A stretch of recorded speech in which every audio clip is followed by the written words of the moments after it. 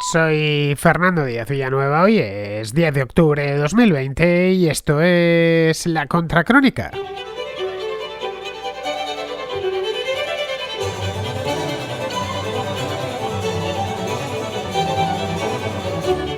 Bienvenidos a una nueva edición de La Contraportada, el espacio dedicado a la literatura dentro de La Contracrónica. Un espacio que se da 2 veces al mes, a sábados alternos con El Contraplano, que es el espacio dedicado al cine, que lo tuvimos la semana pasada y lo tendremos la próxima. Bien, hoy tocan libros, así que vamos a ir aligerando esta introducción, que la empleo siempre para recordaros el número de WhatsApp al que tenéis que enviar no solo los libros de La Contraportada o las películas del Contraplano, sino todo tipo de mensajes que queráis enviar aquí a este programa, ya sea notas de voz, por supuesto, a la contrarréplica, al contrasello, que es la sección final de la contrahistoria, en fin, todo lo que sea la relación con el programa, en definitiva. El número es el 690-827909. Es un número de WhatsApp, no de Telegram. Ya sé que me habéis pedido que también lo ponga en Telegram, pero bastante reventado tengo el WhatsApp como para ponerme a bajar mensajes también del Telegram. Lo consideré en su momento, si os soy sincero, pero viendo que me entraban decenas diarios por el otro lado, pues ya solo me faltaba pues abrir un canal más. Sois muchos los que queréis participar, lo cual me honra y honra en sí a La Contracrónica, y voy dando salida conforme van llegando. De La Contraportada serán antes porque llegan menos, así que escucharéis mensajes enviados pues hace no tanto tiempo, esa es la verdad. Bien, con este número, el 690-827909, no tenéis más que grabar un mensajito, una notita de voz, como esas que enviáis a vuestros amigos y familiares, de entre 1 y 3 minutos de duración. En el caso de La Contraportada, como pasa con los libros, pues os podéis extender un poco más, porque hacer una crítica literaria en un minuto, la verdad es que hasta a mí se me hace difícil, sobre todo un libro que has leído y que te ha gustado o que no te ha gustado. Para presentarlo, decir el número de páginas, la editorial y el nombre del autor, pues basta con 30 segundos, pero si quieres extenderte un poquito más, la verdad es que un minuto es muy poco, así que podéis hacerlo de 3 minutos, incluso de 4, siempre y cuando se escuche bien, es decir, se escuche alto, claro, nítido, que podamos pasar esos 3 o 4 minutos escuchando vuestra contracrítica. Bien, pues dicho todo, y creo que no se me olvida nada, pasamos ya de cabeza a la contraportada.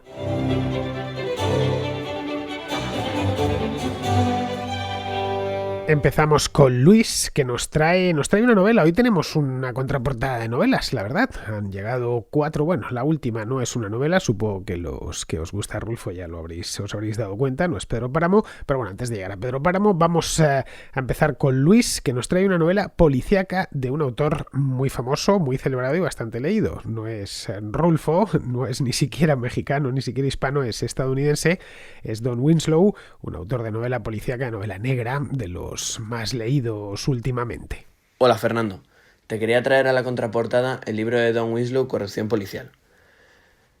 A mi parecer es uno de los mejores libros que tiene este autor, y en él el protagonista, que es Denny Malone, un policía que dirige una unidad especial en Manhattan, que tiene carta blanca casi al completo para luchar contra el narcotraficante, pues se le plantean ciertos problemas a partir de una redada a un narcotraficante. El tema principal de este libro, como es previsible, el del título, la corrupción policial, pero ni mucho menos es el único. En este libro hay acción, hay pizcas de amor, hay un juego de lealtades muy interesante. Y yo creo que, bueno, enhorabuena por tu programa, un saludo. Pues nada, aquí os dejo la novela porque no he leído este libro. De hecho, no he leído nada de Don Winslow porque a mí, aunque me gusta el cine policíaco, la novela policíaca nunca le he encontrado yo mucho atractivo. Winslow es un autor estadounidense, como os decía hace un momento, está especializado en novelas negras, novela policíaca en general, es su tema, y además lo hace muy bien porque vende millones de libros en todo el mundo, en muchísimos idiomas. es un auténtico experto en este tema y un verdadero superventas. En Estados Unidos se le lee un montón en sí, en el mundo angloparlante, pero por lo que veo también en los países de habla hispana.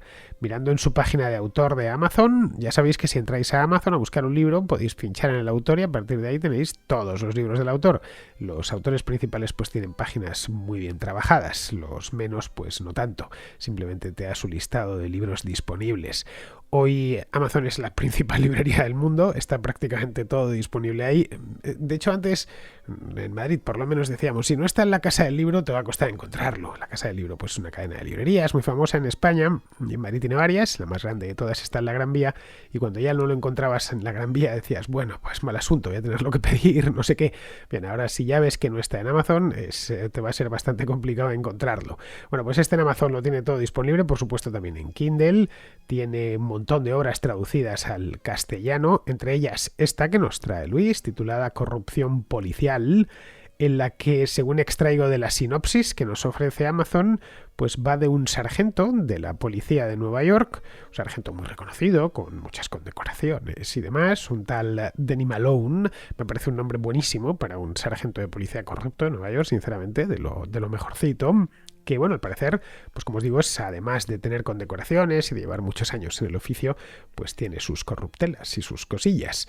Bien, aparte de este libro de corrupción policial, Winslow tiene otro muy famoso que se llevó el premio RBA de novela negra en 2015. Yo la verdad es que conocí a este autor en aquel momento, cuando le dieron el premio y le hicieron entrevistas y demás. Al final los premios de literatura en general no sirven para gran cosa, tal y como nos comentaba Alberto Olmo aquí hace unos meses, pero si sirven para algo es para que los autores se den un poquitín de vida a través de los periódicos, las televisiones y las radios, porque les permite pues conceder entrevistas y presentar su libro y presentarse a ellos mismos. Pues esto es un poco lo que pasó con Winslow cuando se llevó este premio. El premio RBA de novela negra es, no sé si el más importante, pero desde luego de los más importantes que sean en lengua española. Bien, el libro por el que le dieron a Winslow el premio fue por El cartel y se habló bastante de este libro hace unos años, a raíz evidentemente del premio.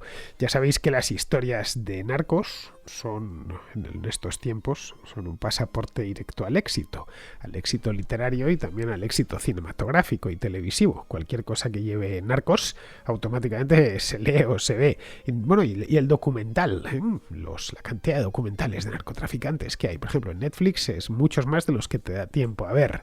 En fin, es un tema así en general que en nuestro tiempo interesa mucho, lo cual tampoco es extraño.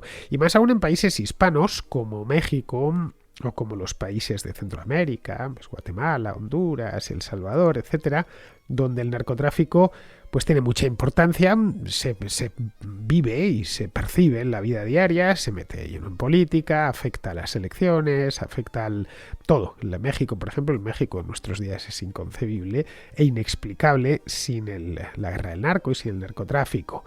Bien, este tema del narcotráfico Winslow lo trata en otra novela titulada La frontera, The Border en inglés, que es la última que ha publicado, según compruebo. La publicó el año pasado, en el año 2019. Lo cierto es que hoy, esto sirva ya de reflexión sin más ni más, creo que hoy las buenas historias policíacas tienen que ver más con esto de los narcos, sinceramente lo digo, ¿eh? Es decir, ya no están tanto en las calles de Chicago o en las calles de Nueva York, como hace 50 años o 60 años, sino en las calles del Paso, en Texas, o en las de Tijuana. Es normal, vamos, que un autor contemporáneo especializado en novela negra, como es el caso de Don Winslow, se haya fijado en esa zona tan caliente, tan policíaca, tan llena de criminales. Don Winslow, por cierto, conoce bien el gremio. Es un tipo que escribe novelas y debe haberse hecho millonario solo con la cantidad de novelas en distintos idiomas que venden por ahí, pero al parecer en su juventud, según he podido leer, trabajó como detective privado en Nueva York. Él es neoyorquino y eso le permitió conocer los bajos fondos de la ciudad y los especímenes humanos que en ellos habitan. En fin, ya sabéis que la novela, bastante a menudo, es una forma de autobiografía. Los novelistas, muy a menudo, muchísimo, están metiendo en sus novelas cosas de su vida personal, personajes que conocen, o personas reales que conocen, las transforman en personajes dentro de sus novelas, lo cual, pues, para engañarnos, tampoco es extraño. Si yo tuviese que escribir una novela, pues al final me tendría que inspirar por lo que conozco personalmente. Bien, vamos a seguir, vamos con Paul, que nos trae un libro de Mario Benedetti, una novela, concretamente. Buenas, Fernando, un saludo para ti y para todos los oyentes de la contraportada. Hoy quiero recomendar un libro que me ha gustado especialmente. Es bastante conocido e imagino que lo conoceréis la mayoría. Se trata de una novela de Mario Benedetti, el célebre escritor uruguayano, y su título es La Tregua. Bien, es una novela que está escrita en forma de diario personal por Martín Santomé, que es un uruguayano de 49 años que está a punto de jubilarse. Bien, es una persona que vive bastante infeliz y de hecho ha vivido infeliz durante toda su vida, y su manera de remediarlo es pues focalizándose en su trabajo. Bien, Santomé es viudo y a pesar de tener 3 hijos, pues la relación que tiene con estos no es demasiado buena. De hecho, sufre una crisis de identidad. Ha sido feliz durante pocos momentos de su vida, pero al enamorarse de una joven llamada Laura Avellaneda, pues cree que poder lograr por fin esa felicidad y encontrarse con él mismo, ¿no?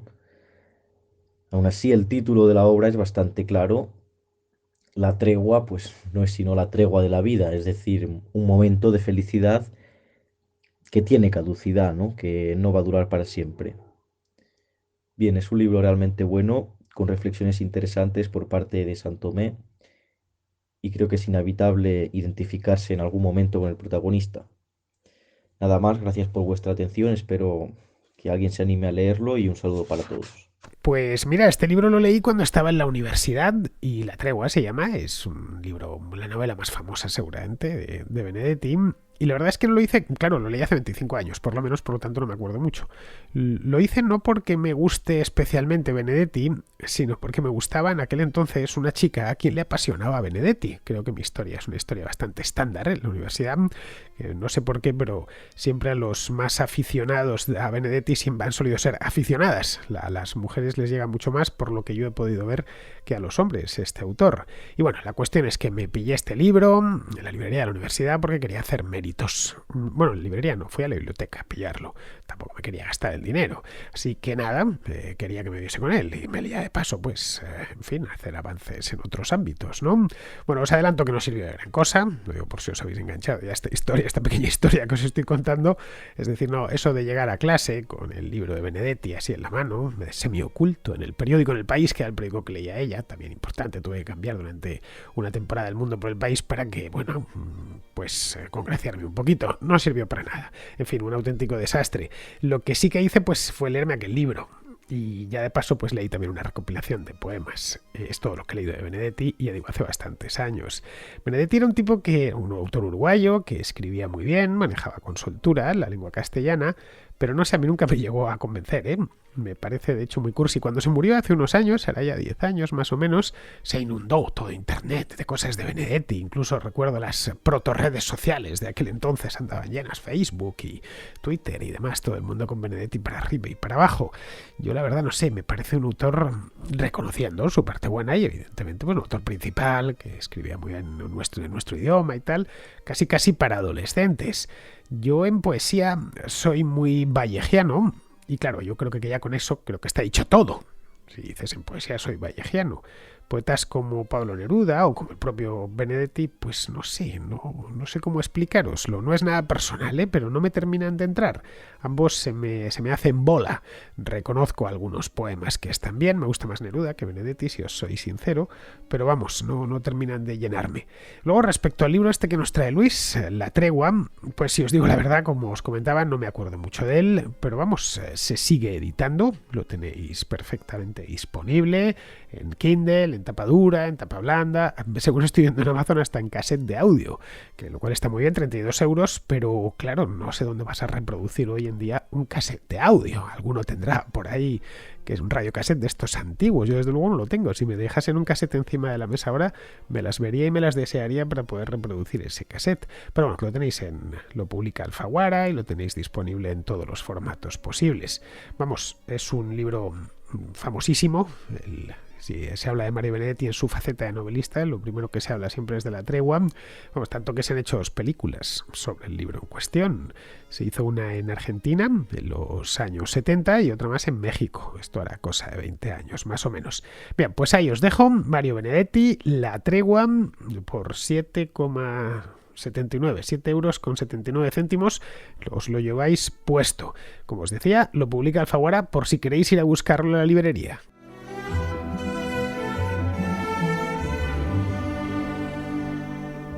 Seguimos con Mateo de Menorca, que nos trae otra novela. Como ya os decía, hoy era el día de las novelas, lo cual está bien, porque por aquí pasa, creo yo, demasiado ensayo. Bien, esta novela es de una autora española. Primero agradecerte la oportunidad que nos das de poder comentar libros.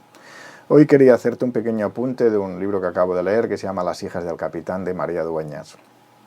De María Dueñas conocemos El tiempo entre costuras, un libro del 2009 y que tuvo un cierto impacto a nivel mediático. La gente lo leyó con fruición, tanto es así que se hizo una serie o una película al respecto. Pues he tenido 2 libros por en medio. Uno de ellos se llama Misión Olvido, que sí lo leí, la verdad me decepcionó un poquito, quizás el argumento no me enganchó. Y ahora pues he leído Las hijas del capitán. Un libro voluminoso, al menos para mí, 600 páginas es una cierta extensión, sin embargo engancha por su argumento, es tipo novela histórica y retrata o de alguna manera te habla, te informa de cuáles fueron las vicisitudes de los inmigrantes españoles en Nueva York antes de la Guerra Civil. Es la época de Xavier Cugat o la época del príncipe de Asturias, Alfonso de Borbón, el rey que no llegó a reinar, se murió antes de la Segunda República, o la época de Rita Hayworth, que era hija o nieta de españoles. Yo creo que es un libro a recomendar, a pesar de su extensión. Yo creo que tanto el argumento como la manera de escribir, una escritura muy asequible, muy amena, muy agradable, pues hace que uno coja la novela, coja el libro y no lo deje hasta que no haya acabado. Es decir, que muy recomendable. Gracias. Pues mira, Mateo, no he leído nada de María Dueñas, ni siquiera el tiempo entre costuras, que tanta fama le dio hace unos 10 años. Creo que esta novela salió en 2010, por ahí, si mal no recuerdo. Y del que hicieron hasta una serie de televisión, la hizo Antena 3. Sí, también, no sé si Antena 3. La hizo Antena 3 y después pues ya la ha visto prácticamente todo el mundo, porque ese libro fue una cosa bestial. La gente que no había leído nada te venía con el tiempo entre costuras en la mano.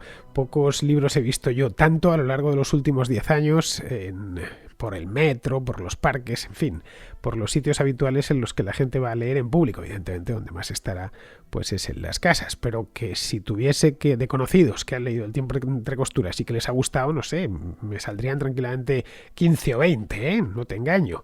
La cuestión es que yo no lo he leído, tampoco he visto la serie esa que hicieron en Antena 3. Desde entonces, además, María Dueñas se ha convertido en toda una celebridad. Bueno, se convirtió en una celebridad solo con ese libro. Ha publicado 3 libros más y los 3 los ha vendido muy bien, porque lo de esta mujer fue llegar y besar el santo. Esta mujer es profesora, o era profesora, no sé si seguirá dando clase, en la Universidad de Murcia, y profesora creo que en filosofía y letras o algo así, y nada, fue una mujer joven, pues estamos hablando, no sé, que debe tener 50 y tantos años, una cosa así, es decir, que llegó al estrellato, nunca mejor dicho, hace nada, con 40 y tantos debía tener. Bien, pues de este libro, del tiempo entre costuras, se editaron no sé cuántas ediciones, fue traducido a 20 y tantos idiomas y llevado, por supuesto, a la televisión. Para una autora novel, la verdad, es que no está nada mal, cualquiera firmaría por una cosa así, por llegar, escribir una novela y que se convierta en una sensación, no ya en español, es que se convirtió en una sensación en un montón de idiomas por todo el mundo. En fin, que algo debe de tener, porque todo lo que escribe esta mujer se convierte en algo así como oro editorial, para la editorial Planeta, pues es, yo creo que uno de sus principales activos. El problema de María Dueñas, a mi juicio por lo menos, es que hace libros muy largos. A ver, este de Las hijas del capitán, como bien nos cuentas, pues es largo de narices. Es que tiene 750 páginas. Lo he ido a mirar, por pura curiosidad ya. Luego, el tiempo entre costuras tampoco es precisamente breve, más bien todo lo contrario. De hecho, a mí, si no he leído el tiempo entre costuras, a pesar de que me lo han recomendado 100.000 veces, es por el grosor, no por ninguna otra razón. El tiempo entre costuras tiene 650. Luego La templanza, que es un libro que saco más tarde, tiene 550. En fin, que, caray, uno se tiene que poner con ello. El leer ocupa tiempo, esencialmente. Bueno, ocupa espacio en la mano, con el Kindle poquito, todo hay que decirlo, pero si te quieres poner es como le pasa lo mismo que al cine. Tienes que tener disponible esas 2 horas para ver la película. Tienes que tener disponible qué sé yo, los 3 días o el mes que te va a costar leer el libro. No es como otras cosas. Escuchar música, por ejemplo, puedes compatibilizarlo con otras cosas. Escuchar la radio, mientras me escucháis hablar ahora mismo a mí, podéis estar cocinando, corriendo por el parque o conduciendo. Mientras que si te pones a leer, ya no hay más, te sumerges, igual que cuando ves una película. Por lo tanto, no sé, o le dedicas ese tiempo a un libro, o se lo dedicas a otras cosas, o a otro libro. Por lo tanto, yo ya os lo he dicho muchas veces, cuando veo el grosor, es uno de lo mismo que las duraciones de las películas, aunque claro, un libro de 700 u 800 páginas, a poco que el autor se lo proponga, te puede tranquilamente hipotecar un mes, si no un poco más, si no le puedes dedicar mucho tiempo al día. Bien, vamos ahora con Nicolás, que es un contraescucha boliviano, que nos trae el libro de la semana, una colección de cuentos exactamente, pero de Rulfo, que es el autor de una de las novelas en español más famosas de todo el siglo XX. Estimado Fernando, muchos saludos desde Bolivia. He estado escuchando tu programa en los últimos 2 meses, con mucho gusto. Y bueno, he estado siempre con la idea de contribuir de alguna forma y he decidido enviarte una contribución para la contraportada. Me parece un segmento muy ingenioso de tu programa, ya que creo que no hay cosa que más impulse a una persona el tratar de empujar a otros que lean lo que uno ha leído. Bueno, el libro que me gustaría comentar es un clásico de la literatura hispanoamericana que se llama El llano en llamas, de Juan Rulfo. Es un autor mexicano que solamente ha escrito 2 libros, que yo sepa, y este no es el más famoso es Pedro Páramo. Sin embargo, mi favorito es el primero, que es un libro de cuentos. Este lo leí yo de colegial y realmente me impactó, y es un libro que he leído varias veces durante los últimos 20 años, y bueno, ahora último para hacer esta contribución, lo volví a leer en algunos cuentos y realmente me sigue gustando mucho todavía. Es un libro que se deja leer muy rápido, tiene una prosa muy fluida, si bien la forma de expresarse de los personajes es mexicana y hay algunas palabritas que no se entienden, que son regionalismos de ahí, se deja leer muy bien. Los relatos son en su mayoría gente muy pobre, que está en la miseria, viven a principios del siglo XX, en un páramo agreste y brutal. Son relatos narrados en primera persona, con personajes bastante sencillos. Sin embargo, el autor tiene una forma de describir las cosas y colocar metáforas que realmente impactan en los sentimientos del lector, o sea, te ponen en el pellejo del personaje. Esto no quiere decir que es un libro cursi, la mayoría de los relatos son bastante desgarradores, creo que no hay una sola historia que sea feliz, pero no es como leer una novela de puro tragedias. Al revés, o sea, es muy hábil el autor en hacerte sentir lo que está sintiendo el personaje. Son 17 cuentos, ¿a cuál mejor? De todos, mi favorito es Anacleto Morones, que narra la vida de un vendehumo, de los muchos que hay en Hispanoamérica, conozco muchos ejemplos acá, que logra hacerse pasar por un profeta religioso y engaña prácticamente a todo un pueblo. y muestra cómo, a pesar de la evidencia, hasta el final, mucha gente todavía cree en él y buscan beatificarlo. Por más se muestre y hayan vivido en carne propia que era un chanta, como se dice por acá, un tramposo. Pero bueno, invito a leer cualquiera de los cuentos, realmente son muy agradables. Y si bien es mexicano, creo que una de las razones por las cuales me gustó tanto el libro y me sigue gustando mucho, es muy fácil a ver los personajes y llevarlo a una realidad como acá en Bolivia o yo me imagino a cualquier lugar de Hispanoamérica. Es la forma de ver la vida o fácilmente lo podría trasladar a los mismos cuentos a personajes de acá. Bueno, espero que te haya gustado y les guste a tus oyentes. Y me despido con un abrazo. Saludos. Bueno, creo que Juan Rulfo no necesita demasiada presentación. Cualquiera que haya estudiado, qué sé yo, el bachillerato, pues lo conoce bien porque se le estudia, vamos. Yo desde luego lo estudié y tuvimos que leerlo y demás. Y bien, fue un autor mexicano, para el que no lo sepa, quiero decir, porque es que no sé cómo andarán las cosas ahora en el bachillerato. Lo mismo ya no se tiene que leer a Rulfo ni se habla de él, no tengo ni idea, entre los chicos de 15 o 16 años. Bueno, pues este tipo, Juan Rulfo, fue un mexicano que conquistó fama mundial con solo un libro. Porque con Pedro Páramo ya lo suyo sí que fue llegar y besar el santo, mucho más que lo de María Dueñas. Aparte de este libro de Pedro Páramo, que es el que le hizo famoso, escribió otra novela más, una novela corta, y luego este libro de cuentos que es el que nos trae Nicolás. Las novelas fueron El Gallo de Oro, que fue la última, que no se publicó ya hasta el final de su vida, una novela corta, y luego Pedro Páramo, por supuesto, que es la que le granjeó la inmortalidad. Si Rulfo hubiera solo escrito Pedro Páramo, hubiera bastado, no hubiera necesitado nada más. Bien, Pedro Páramo fue publicado en el año 1955.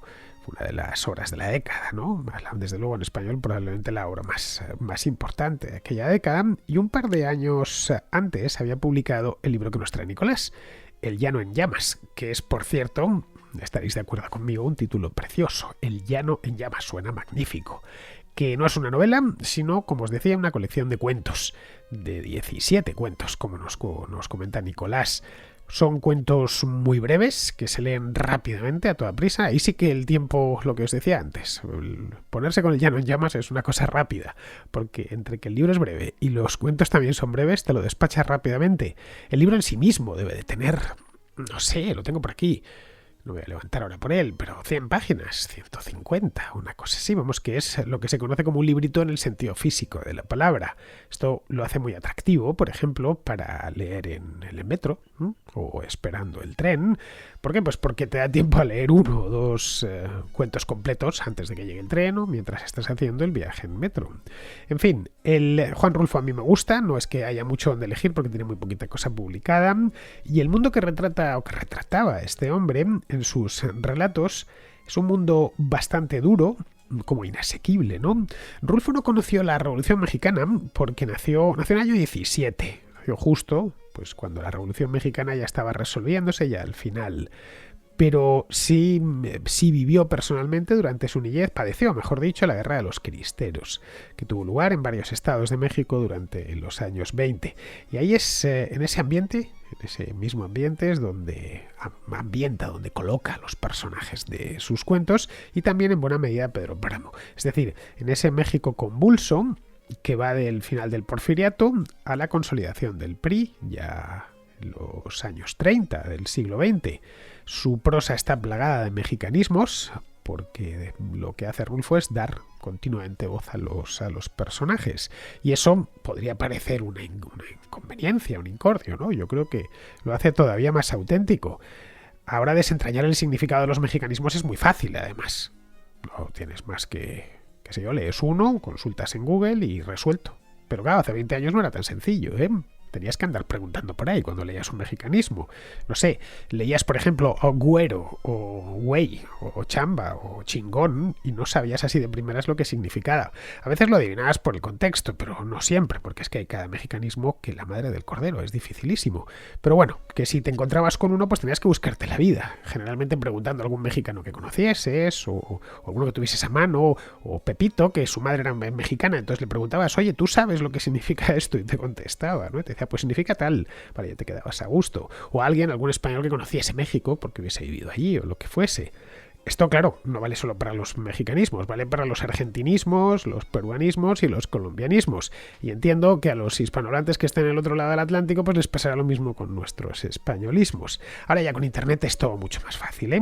Además, la red ha tenido una influencia bestial en nuestro idioma. Y es una cosa que se está viendo. Ha venido todavía a unir más al castellano. Los hispanohablantes ahora nos prestamos, siempre lo hemos hecho, pero ahora nos prestamos palabras a una velocidad endemoniada. En fin, ahí tenemos, no sé, hablo de memoria, lo de escrache. Por ejemplo, es una palabra, un argentinismo en este caso, que hace solo 10 años en España pues nadie sabía muy bien lo que era y hoy es de uso común, tan de uso común que cualquier persona, incluso el tipo que no lee jamás el periódico, sabe con precisión lo que significa. Pues eso, no tenéis que leer a Rulfo pensando en que no vais a entenderle, al contrario, sin ningún problema. Vamos, pero tenéis que al menos tocar un poco porque merece la pena, vamos. Este autor es una delicia. Además, antes de meteros con Pedro Páramo, si es que queréis hacerlo, es conveniente leer El Llano en Llamas. Yo creo que es la antesala perfecta. Y además, según estoy viendo aquí, pues está a un precio de risa. Pues está exactamente a 2,37 €. Vamos, casi regalado. Tenéis en Kindle. Por lo menos lo que no sé es cuánto costará en el Amazon de México, pero me da que por ahí le debe andar. Evidentemente, pues es un libro de hace ya casi 70 años, ¿no? Bien, pues vamos a terminar ya. Vamos con Jorge, que no nos trae un libro, nos trae un programa de libros. Bueno, no era de libros exactamente, un programa cultural de hace ya más de 40 años. Buenas, Fernando, ¿qué tal? Mira, quería hacer para la contraportada una recomendación un poco especial, porque no son exactamente libros, bueno, no son libros de hecho, pero esto va de libros. Como pequeña introducción, los que somos de mi generación no lo conocemos, no lo hemos vivido, pero a finales de los 70 y muy a principios de los 80 hubo un programa que se llamaba A Fondo, que lo conducía Soler Serrano, Joaquín Soler Serrano, de quien he sabido yo hace unos años en realidad.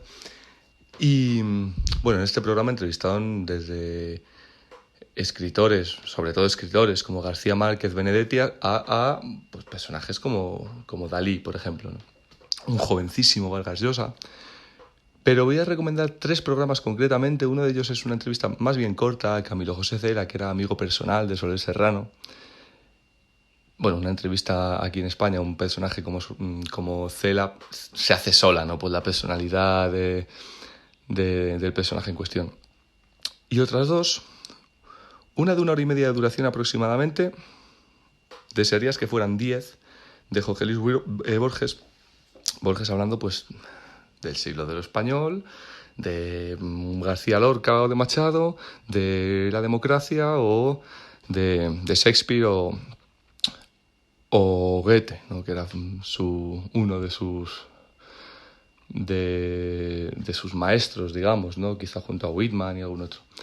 Hablando de la Neida, hablando pues de libros, o sea, digamos que es esa contrarréplica, esa contraportada la hace Borges. Y por último, de 2 horas y pico, que son 2 horas y pico de oro puro, la entrevista a Julio Cortázar, en la que de alguna manera se logra atisbar ese universo interno suyo que tenía. Y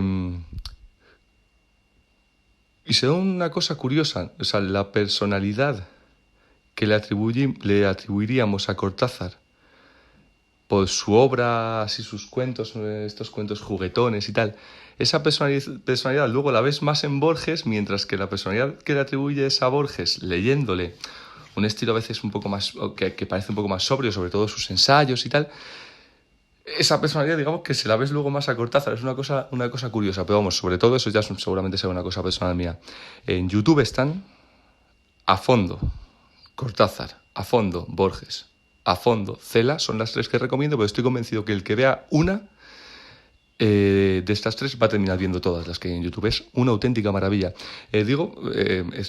Recomendadlo a los oyentes porque imagino que oyentes de mi edad, ¿no? Pues me imagino que los que seáis de una generación anterior, pues a lo mejor sí conocéis esto, pero los que tenemos eso en torno a los 30 años, como yo, de repente descubrir esto, que son los tres que recomiendo están en el 79 y en el 80, grabados en el 79, en el 79 el de Cortázar y en el 80 el de Borges y Cela, si no me equivoco.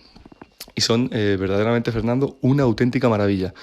Yo creo que de lo mejor que se puede encontrar en YouTube de cualquier cosa. Y ya, bueno, específicamente de literatura ni te cuento. Y bueno, no sé si esto puede entrar dentro del programa la contraportada, pero si no, de verdad que es que se merece muchísimo la pena. Pues mira, Jorge, yo soy mayor que tú y de este programa no me acuerdo. Se llamaba Fondo y la verdad es que no me acuerdo porque estuvo en antena en la segunda mitad de los años 70 cuando yo era un niño pequeño, claro. A los 4 años o a los 5 pues no me interesaba mucho la literatura ni las entrevistas a Cortázar o a Borges, ¿no? Pero vamos, sí he visto bastantes entrevistas de aquí, ¿eh? Y no solo a escritores, también a otro tipo de profesionales que llevaban allí porque la verdad es que este programa se estuvo emitiendo durante creo que fueron 5 o 6 años. Ya digo, creo que empezó en el 75 y terminó en el 80 o 81 y llevaron a todo tipo de gente, pero gente evidentemente que tenía algo que contar. Pero vamos, se pueden ver, no sé si todas, pero sí casi todas, o por lo menos un montón de ellas, de las entrevistas que se hicieron en este programa. Es un programa muy muy famoso. El periodista que no sé si seguirá vivo este hombre, se llama Joaquín Soler Serrano. Y tenéis, bueno, en la parte de las tres que nos recomienda Jorge, Borges, Cortázar y Cela, que las he visto, por supuesto, tenéis más, tenéis a Ernesto Sábato, a Gabriel Celaya, hay incluso una a Milán Kundera, en la que el autor habla en francés, está con unos auriculares y el presentador le presenta en castellano, claro. Va haciendo las preguntas en castellano y van interpretando en directo, ¿no? Lo que van haciendo es doblándole por encima. Bueno, en la web de Radio Televisión Española La Carta hay auténticas joyas, os lo digo ya, no solo es esto a fondo, sino que hay programas antiguos que son maravillosos. Hoy sería impensable programación así en televisión, en cualquier tipo de televisión. Hoy estas cosas pues tenemos que ir a buscarlas a YouTube. Pero vamos, os dejo el enlace a este programa, a la web de Radio Televisión Española, porque os gustará. Os lo dejo tanto en mi web como en la descripción del programa.